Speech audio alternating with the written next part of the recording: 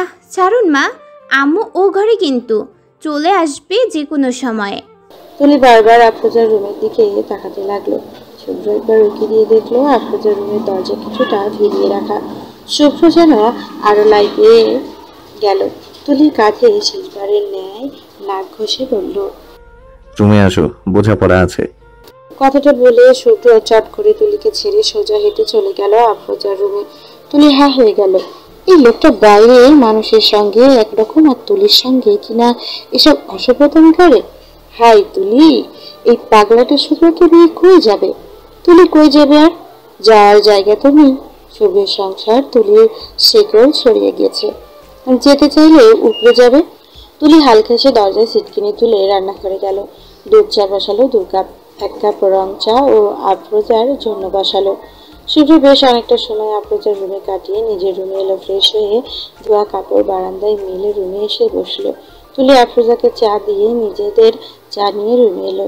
চুরির রিনিঝিনি শব্দ কানে যেতেই শুভ্র ল্যাপটপ থেকে মাথা তুললো। তুলি দরজা খুলে রেখেই রুমে ঢুকে যাচ্ছিল। শুভ্র সঙ্গে সঙ্গে বলল, দরজা লক করে আসো। তুলি চায়ের কাপ হাতে নিয়ে হাঁ করে শুভ্রর দিকে চেয়ে থাকলো।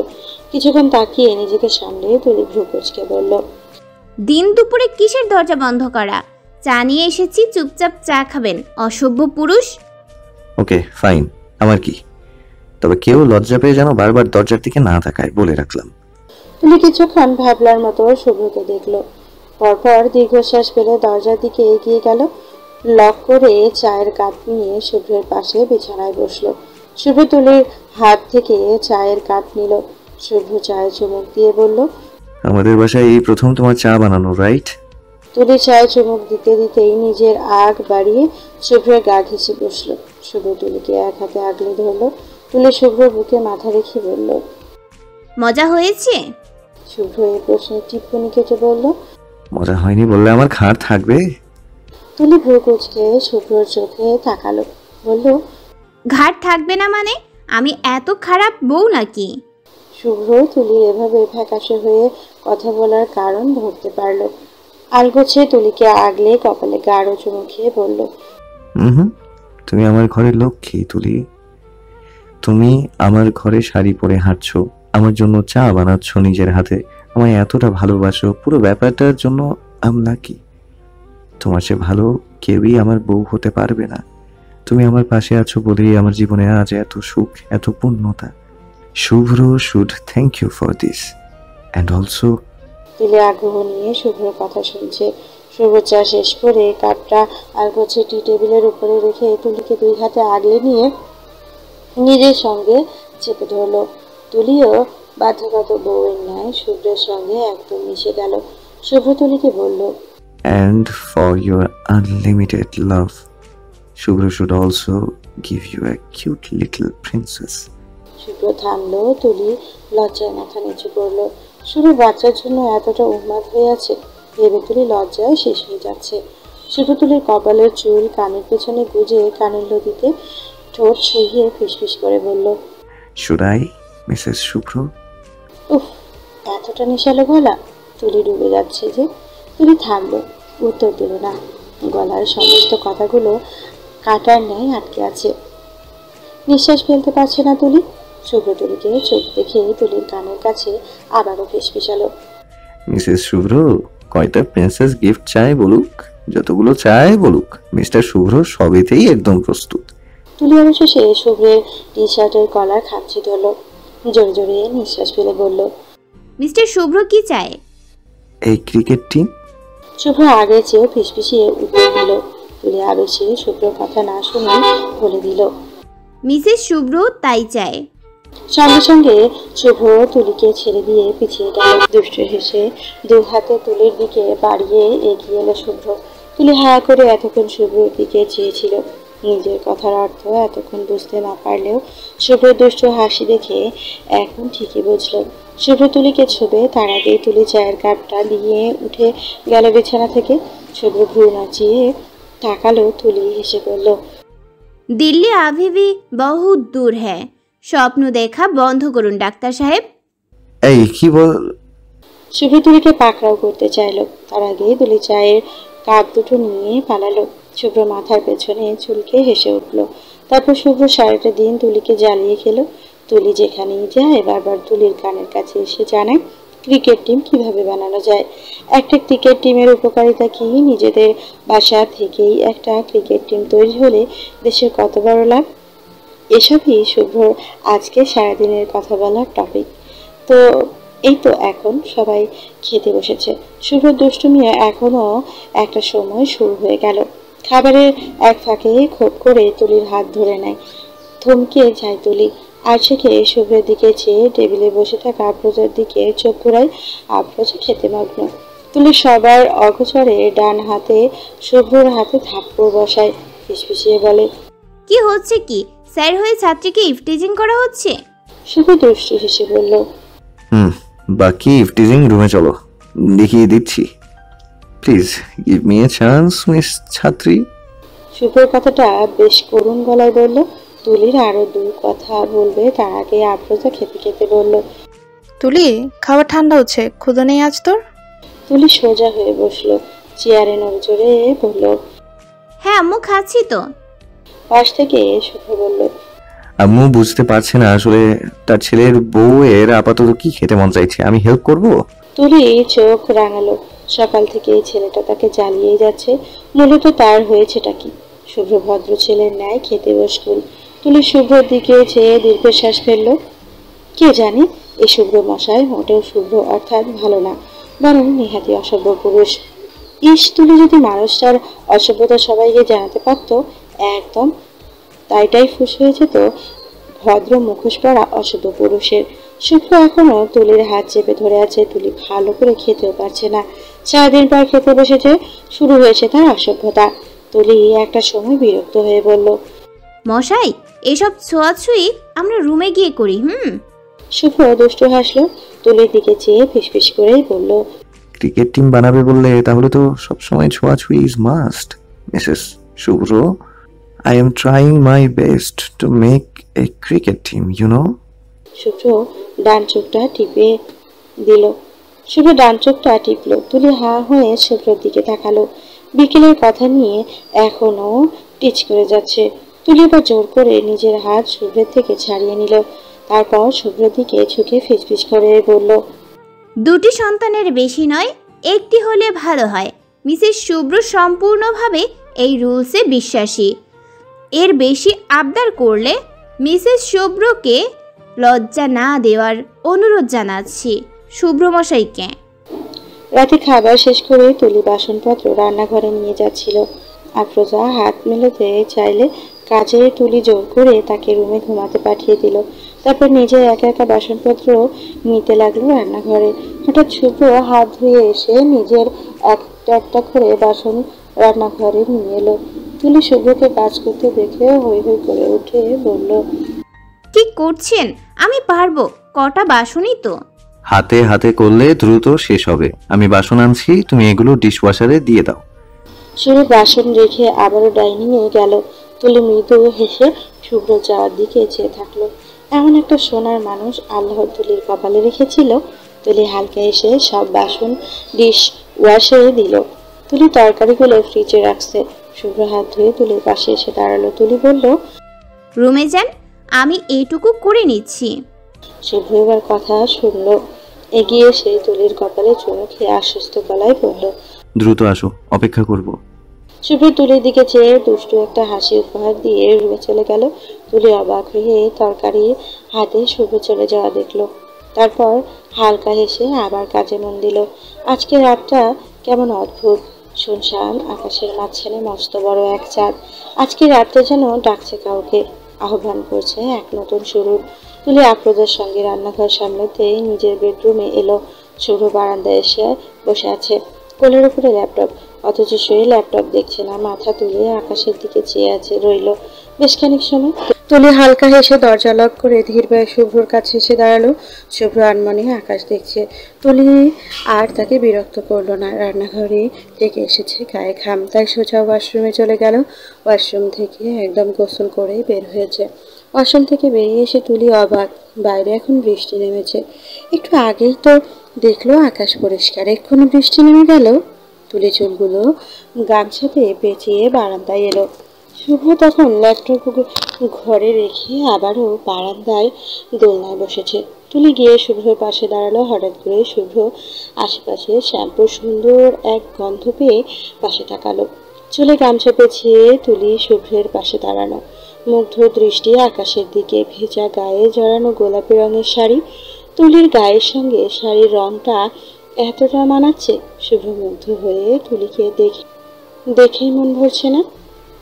তুলি আকাশের দিকে চেয়ে বলল, হুট করেই বৃষ্টি নামলো। গোসলে যাওয়ার আগেই তো দেখলাম আকাশ ফকফকা।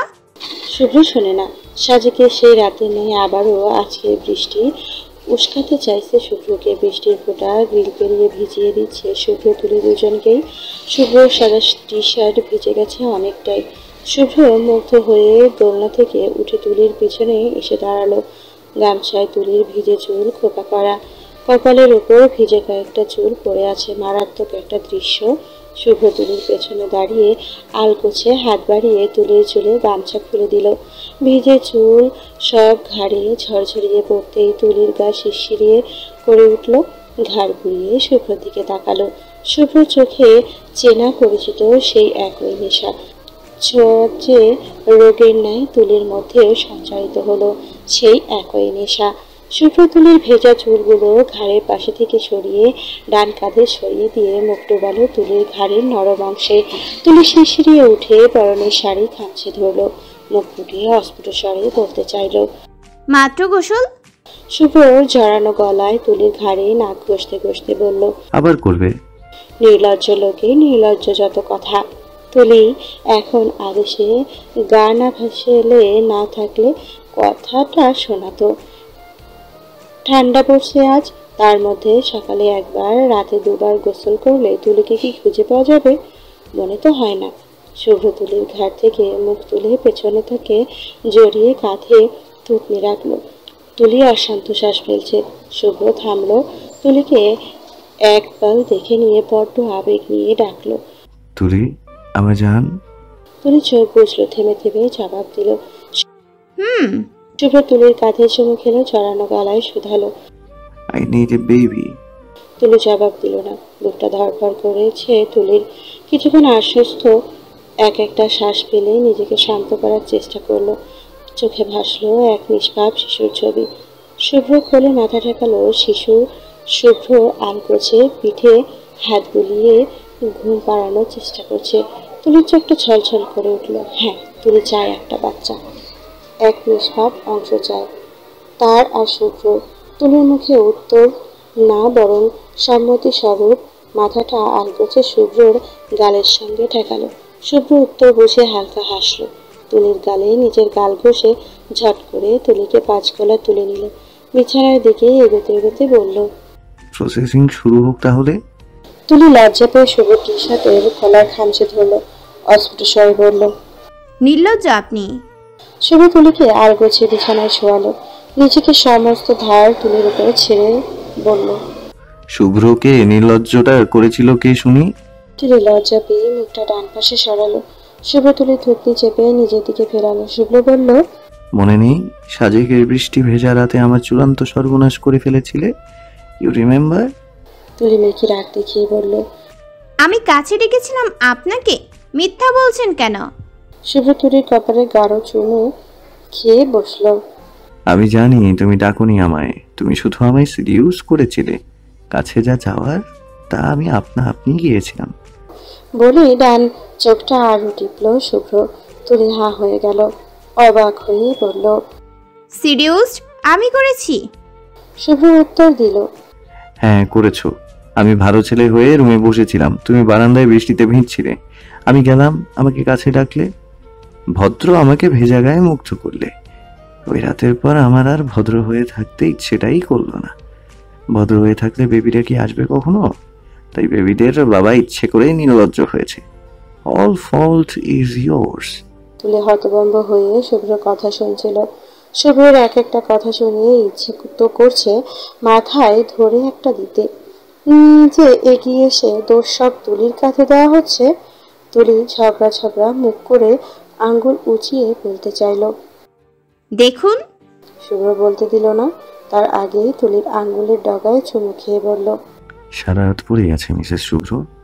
I will definitely observe you this night. তুলি বড় বড় চোখে শুভ্রর দিকে তাকালো। শুভ্র কিছু বলতে যাবে তার আগেই শুভ্র তুলির ঠোঁটে আঙ্গুল চেপে চোখের দিকে চেয়ে বলল, আজ কেউ ঝগড়া করবে? Let's make this night memorable Mrs Shubhra. Tuli শুভ্রর চোখে চোখ রাখলো। চূড়ান্ত নেশা লেগে গেছে শুভ্রর চোখে মুখে। তুলি সেই নেশায় ডুবলো বারবারের ন্যায়। মাথাটা একটু তুলে শুভ্রর গলা জড়িয়ে হালকা করে ঠোঁট ছোঁয়ালো শুভ্রের ঠোঁটে। অবাক হয়ে তাকিয়ে থাকা শুভ্রর দিকে যে লাজুক গলায় বলল, let's make this night memorable mister শুভ্র।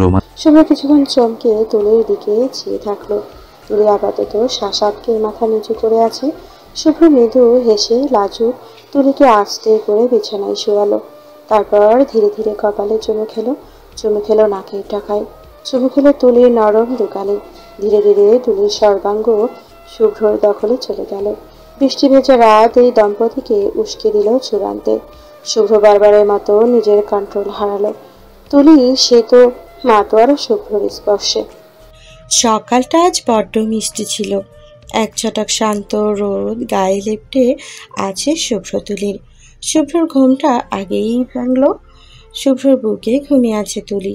ফোলা ফোলা গাল, গায়ে শুভ্রর রাতে সেই সাদা শার্ট। মারাত্মক একটা দৃশ্য সাত সকালে দেখে শুভ্রর রক্ত পুনরায় গরম হয়ে গেল। শুভ্র আলগোছে তুলিকে বুক থেকে সরিয়ে বিছানায় শোয়ালো। পর্দা ডিঙিয়ে রোদ সোজা তুলির চোখে পড়ছে।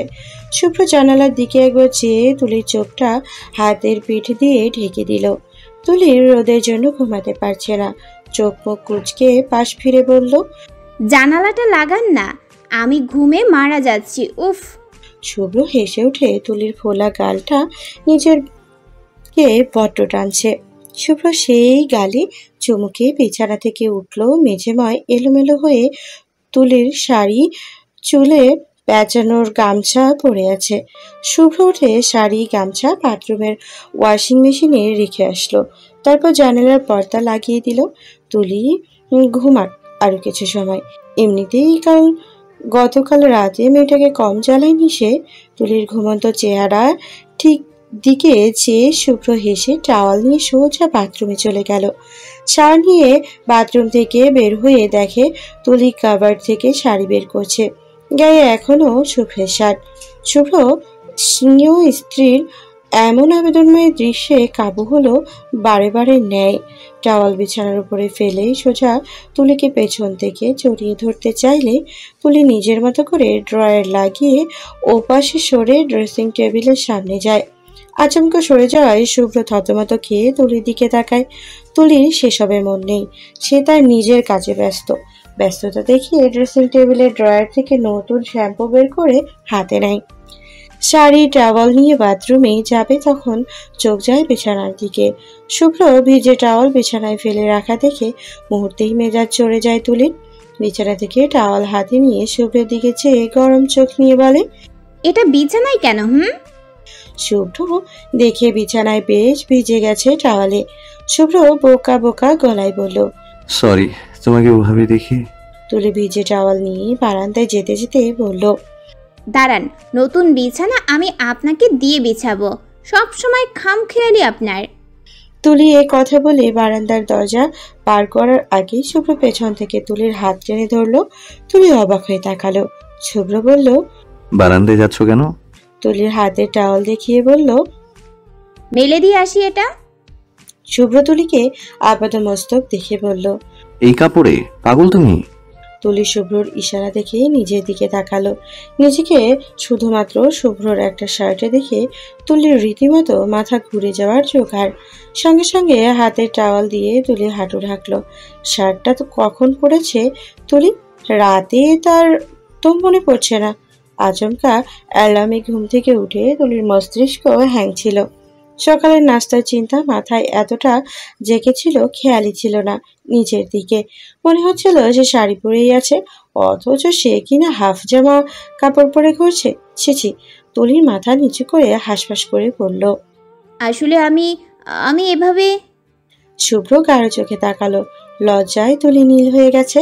লজ্জার চেয়ে বেশি অপ্রস্তুত হয়েছে শুভ্র তুলির কাঁধে হাত রাখলো, বলল, লজ্জা রাখো, আমি ছাড়া আর কেউই দেখেনি কিছু। গোসল সেরে আসো, আমার কাছে টাওয়েল দাও, আমি মেরে আসছি।